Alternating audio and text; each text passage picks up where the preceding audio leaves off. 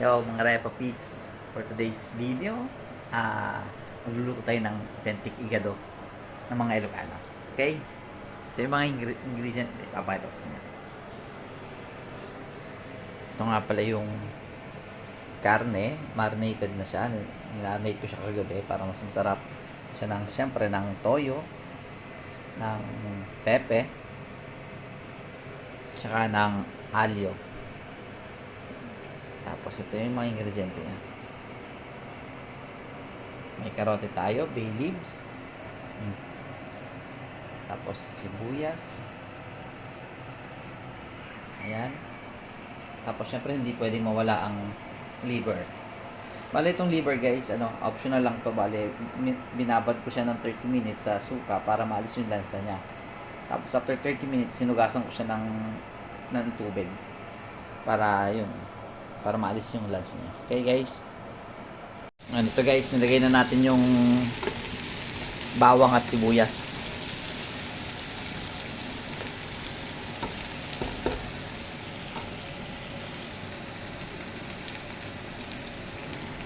Yan. So, tapos nito guys, sunod na natin yung karne natin minarinate. Bale, nasa 12 hours ko siya na marinate eh. Gabi ko siya ginawa. Ayan guys, nalagay ko na. Bale, 2 kilo yung karne nga pala yung niluluto natin ngayon. Mga Repa Peeps. So guys, haluin lang natin.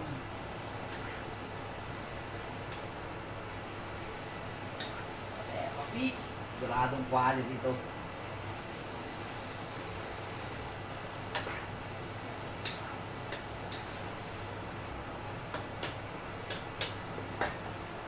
Nakapoy.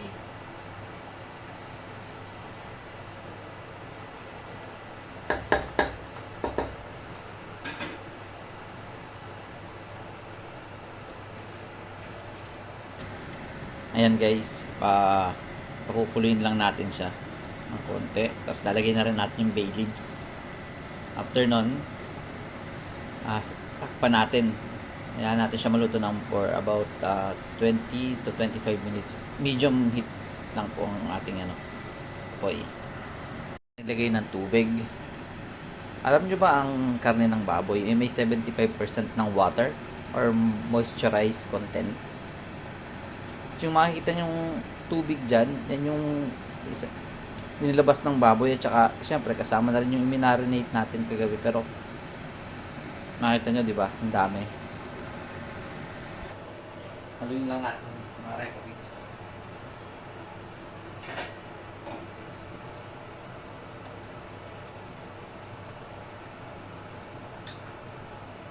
Maya mga Repa Peeps, lalagay na rin natin yung atay.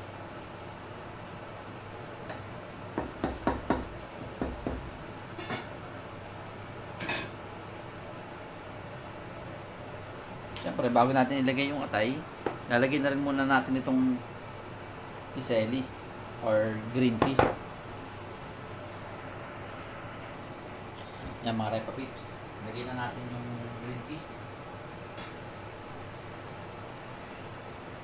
Malambot na yung karne natin.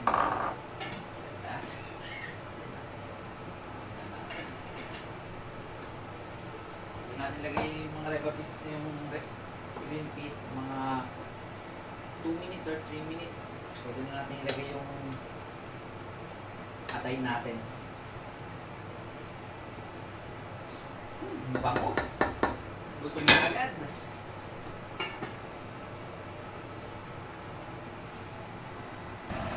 Yan mga Repa Peeps, pwede na natin ilagay yung atay.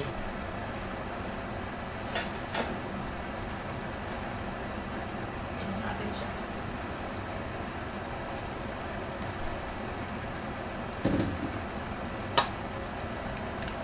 Lutuin lang natin siya na around mga 7 minutes guys, para hindi naman maging makunat ang ating atay. Maximum na yung 7 minutes sa low medium heat apoy. Natin para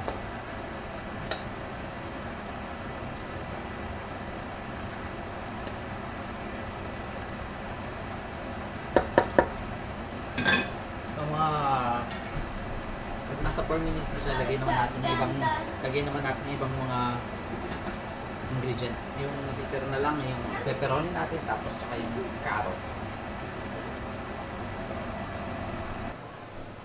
Lagyan na rin natin mga repa yung yung carrot. Maninipis naman siya, siguro mga 3 minutes. Okay na siya.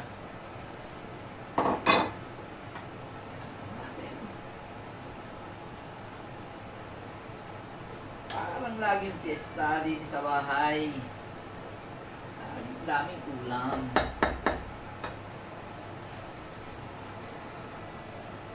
Yan, nakalipas ng 3 minutes, mga repa-pips, lagyan na natin ng bell pepper.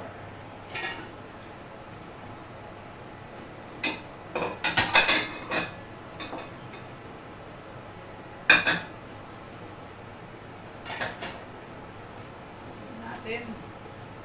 Once na maluto ng bell pepper, luto na lahat. Brown pa na.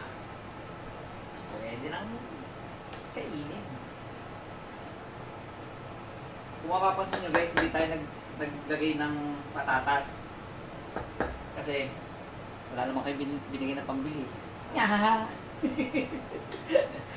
Kasi siguro yung igadong mga pang ito kasi authentic eh. Sa Ilocos hindi sila naglalagay ng patatas sa igado. Siguro sa parting mga igadong Tagalog siguro.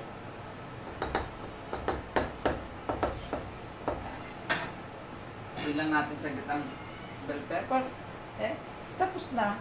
Luto na ang ating igado. Authentic. Ayun na mga repa-pips. Luto na ang ating igado. Baka pwede naman makalambing sa inyo mga repa-pips sa pag-like lang at saka syempre sa pag-subscribe. Maraming salamat.